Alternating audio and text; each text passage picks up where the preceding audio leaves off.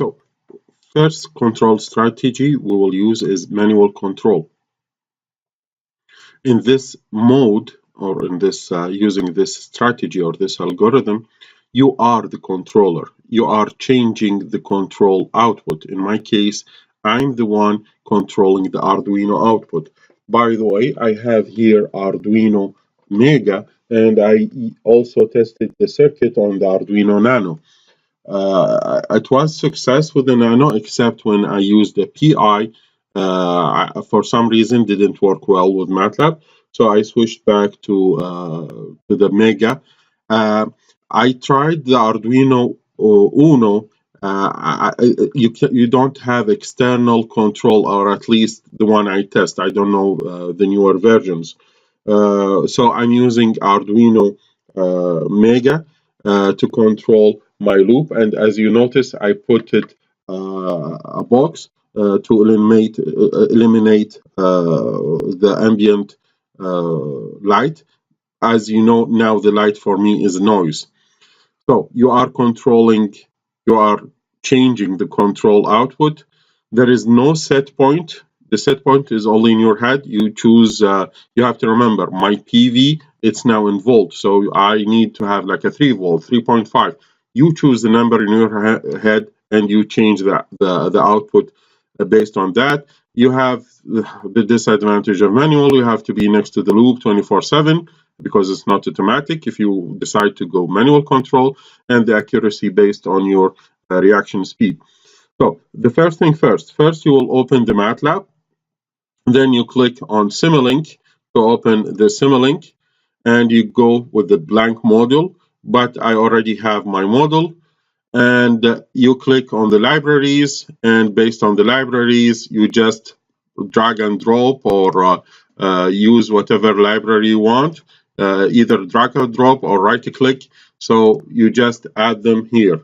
So what I chose is the constant, the slider gain, for sure the scope, and the lovely thing about Arduino, they have a support pack Simulink, they have now a support package for Arduino. If you don't have it already, you just go to Tools, Run on Target, Install Update Support, and you will have a list installed from the internet. You will have the list of all support packages you get that work with MATLAB. Actually, a quite impressive list, and one of those are the Arduino.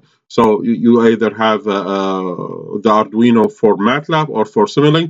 I'm using the one with Simulink.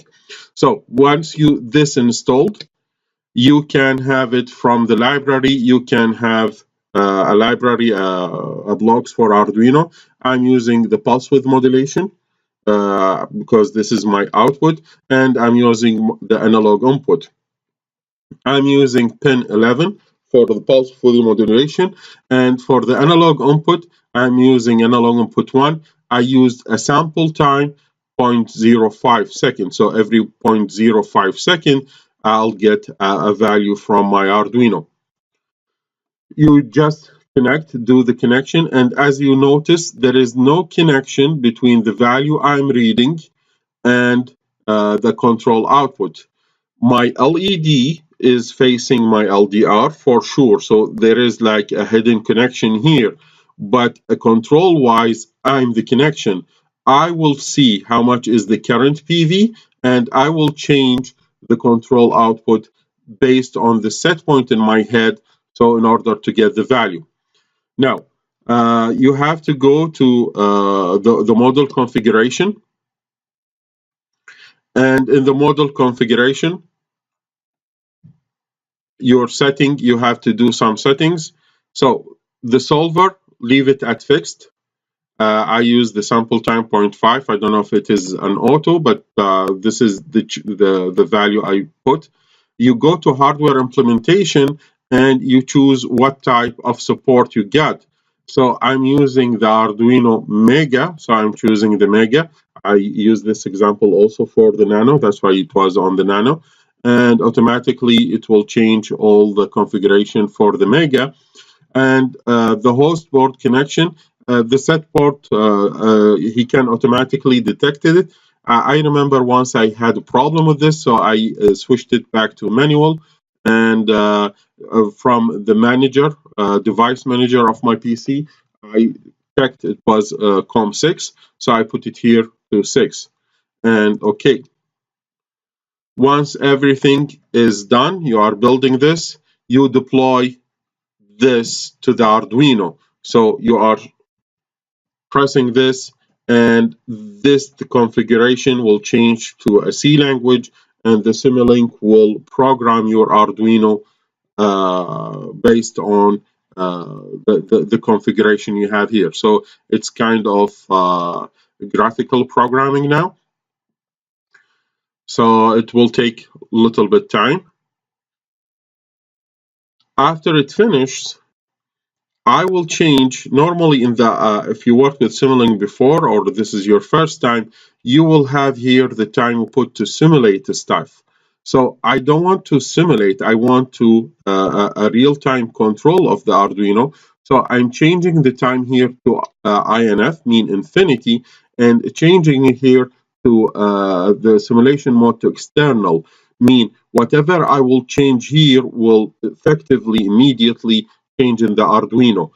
This is the option why we need the Arduino Mega. It worked well also with the Nano till I'm using the integration.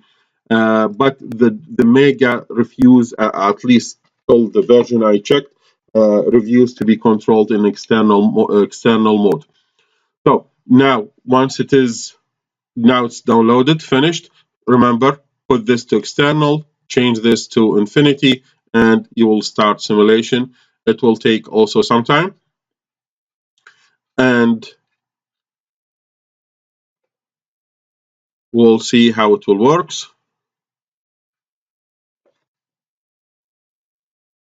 So you already see my LED, actually it's lit on. I will know it's working once the time here it will count, mean it's ready. I can control it.